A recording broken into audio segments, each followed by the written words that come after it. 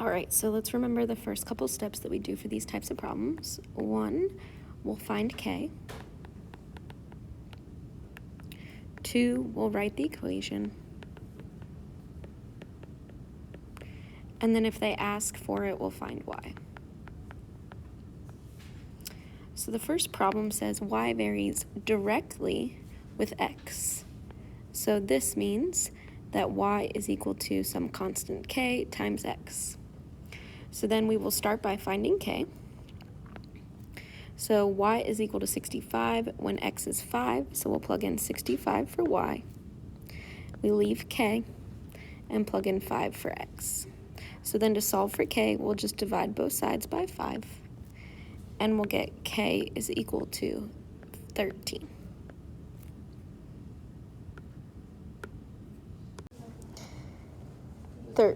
So k is 13, so then we'll take that k, we'll plug it into our equation.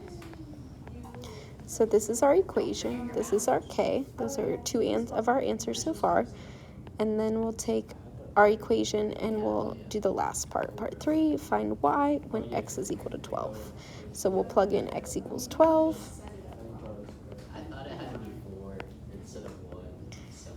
And 13 times 12 is 156, so y is equal to 156. So those are the 3 parts of your answer. So then for question 2, y varies inversely with x. So this is y is equal to k divided by x, because inversely means divide. So then we will do our first part, find k. So we'll plug in y equals 12.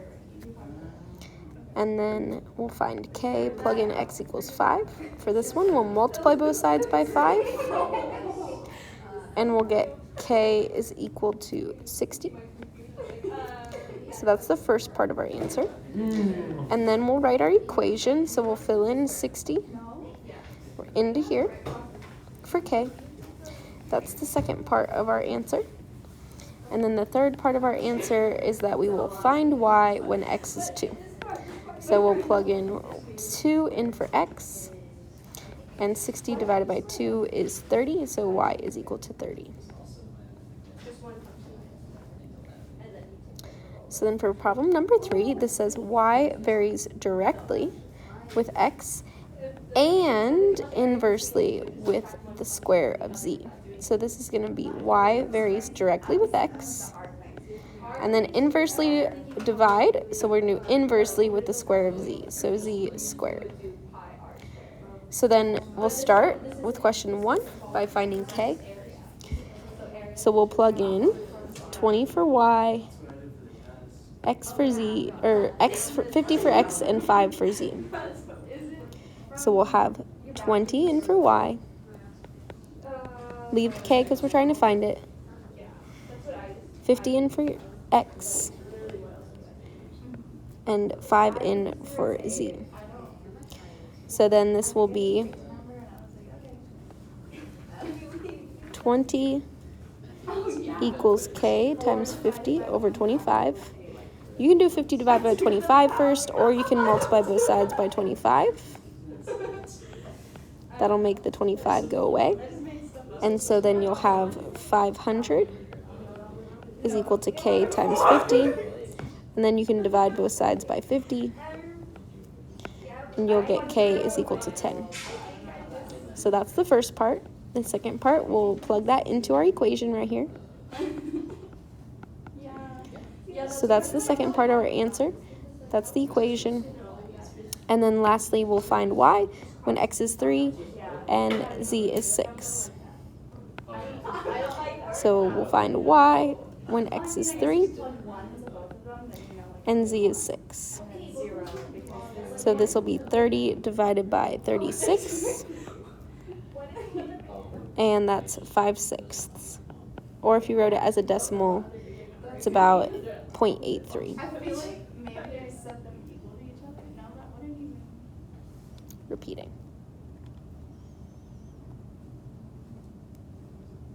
All right, so this next one, y varies jointly with x and z. So y varies jointly with x and z is k times both x and z. So then we'll use that to find k. So we'll plug in y equals 25. Plug in x equals 2 and z equals 5. So we'll have 25 is equal to k times 10. Divide both sides by 10. And you get k is equal to 2.5. So that's the first part of our answer. And then we'll write our equation. So we're just plugging k into this equation. That's the second part of our answer. And then part 3 is that we will find y when x is 8 and z is 12. So y is equal to 2.5 times 8 times 12. And that is equal to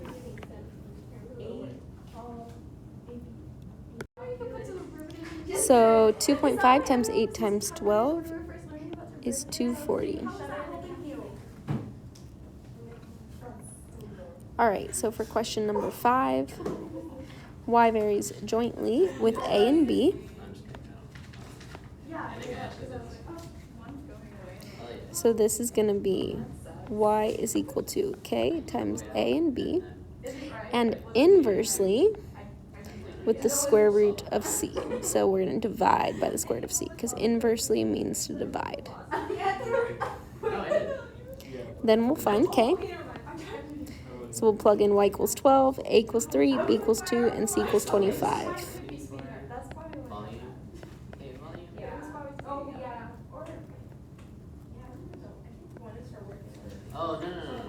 So then we'll have 12 is equal to k times 6 over 5.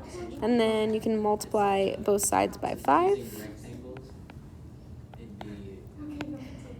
And you'll get 5 times 12 is 60. Is equal to k times 6. Divide both sides by 6. And you get k is equal to 10. So then we'll write our equation. So we're going to just fill in this equation here. We'll do it over here. But we're putting k in. And then you graph this or whatever function. And then for c, we will find y when a is 5, b is 3, and c is 9.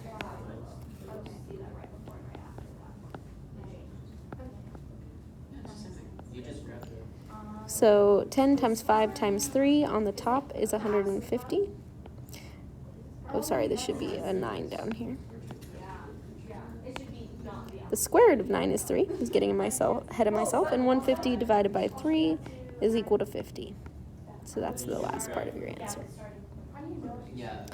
All right, and so the last question, y varies jointly with m and the square root of n. So we'll start with that. Y varies jointly with m and the square root of n. So all being multiplied by k. And inversely with p. So divided by p. So then we'll use that to find k.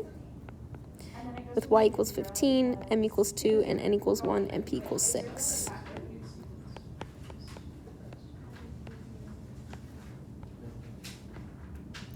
So this will be 15 is equal to k times 2, because the square root of 1 is 1, divided by 6. Then you can divide now if you want, or you can multiply both sides by 6 to get rid of that.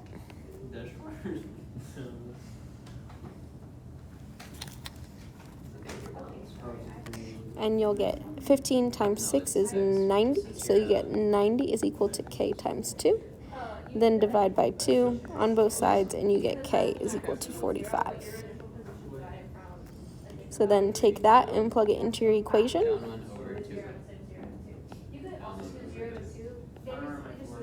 And then we'll use that to find y when m is 3 and n is 4 and p is 10.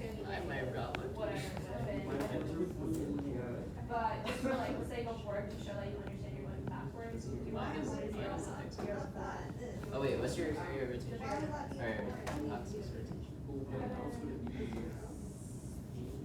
So that'll be 45 times 3 times 2 over 10. That was just absolute value, which I think is stupid because oh wait, oh my gosh. So that'll be 270 divided by 10. So y is equal to 27.